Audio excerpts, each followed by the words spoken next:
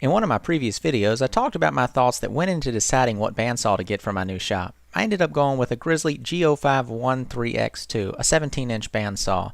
In that video, I promised a future video showing the full assembly, so here it is. So there's the boxes you get left and right of the saw. In this one, I imagine that there are some rails and the fence, and then right there, that's the table. Then we've got the miter gauge and then some hand wheels. So it really is pretty limited about what you're actually going to have to put on this saw. It is pretty much fully assembled, doors mounted, the trunnion's already on it. You just need to bolt down the table to it. And then the only other thing I see is the plug there. Not sure why it doesn't already have the plug. Perhaps you're supposed to get that yourself depending on what kind of plug you want to use in your shop.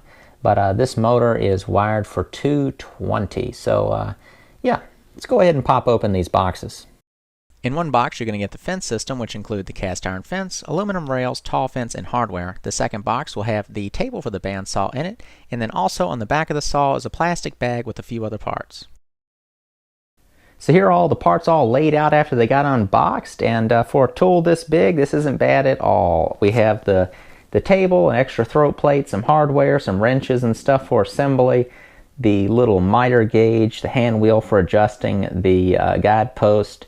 That's the hardware, levers and stuff for the fence. This is the fence, fence rails, rear fence, front fence, and then a tall fence for doing resawing, and then the owner's manual.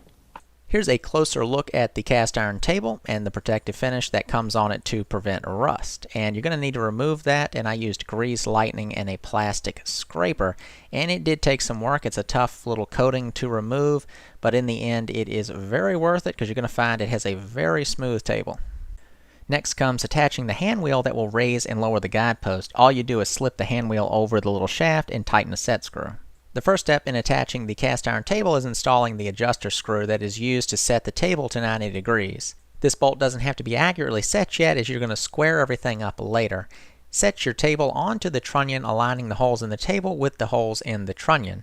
Then you're going to use the bolts that I just showed in the previous clip in my hand and tighten it down in all four corners. Next up is squaring the table with the blade on the saw.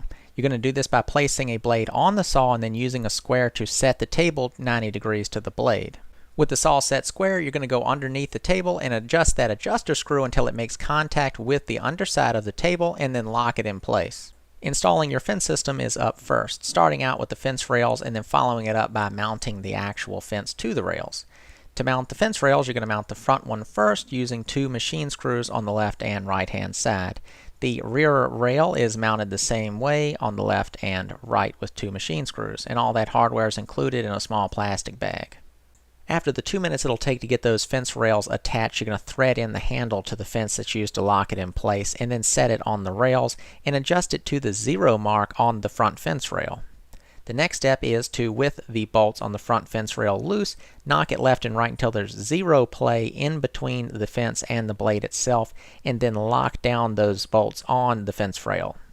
The auxiliary or resaw fence attaches in two different ways, but both ways attach with that locking handle and nut that slides into a T-track either on the back side or bottom side of the fence.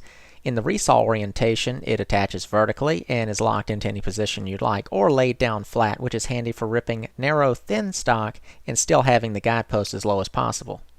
One of the last parts to install is the tapered pin, which aligns the tabletop at the blade slot. With all the parts installed, I oil and wipe down the tabletop to make sure it doesn't rust. The saw comes pre-wired for 220 volts and pulls 10 amps at that voltage. The plug that I'm using required me to cut off the wire connectors that come pre-installed on the wire to the machine. I also had to wire in a new outlet into my basement for 220 volts that fit this style plug. And if you're not familiar with this type of work, you're going to want to get someone that is familiar to help you do this work, or an actual electrician to do it for you. So at this point I was pretty pumped up to give the saw a try, so I plugged it in and hit the power button, and lo and behold, it worked. I was pretty pleased. It had a really nice powerful sound when it started up, but the saw is surprisingly quiet. With the saw working, I wanted to take a few test cuts, and I'm really not putting it through the paces too hard here. It's just some 2x4 material, but it's just a couple of cuts just to get me started, and it did work very good. Here you can see I had the guidepost a little low, so I hit, but that allowed me to kind of see the curve. You can see how nice and straight it is. The saw cuts very good, and this was the stock blade that came on the saw. The different types of blades that you can buy for specific cuts will work even better depending on the projects that you're working on. There you can see me using the resaw fence cutting a piece that came out of a 2x6, and it did so very easily. And this is a little segment from a video that I did recently making table legs. This is how I now make all of my tapered table legs for my farm tables, cutting them all out on the bandsaw, and it leaves a very nice texture that helps in the distressing process. So my final thoughts on assembling the saw is that it's very easy to put together and it's very quick. Even with filming this video, it took me about an hour, hour and a half. So you not filming a video, you're going to have it together even faster. I'll also be doing a review on it in the future, going over all its details and the uses that I use it for. So if you'd like to see that, click the red button on the screen now if you're not already a subscriber, and you'll be able to easily follow along. If you'd like to see how I use the saw to make my square tapered farm table legs, you can click the little video playing on the screen. Thanks for watching.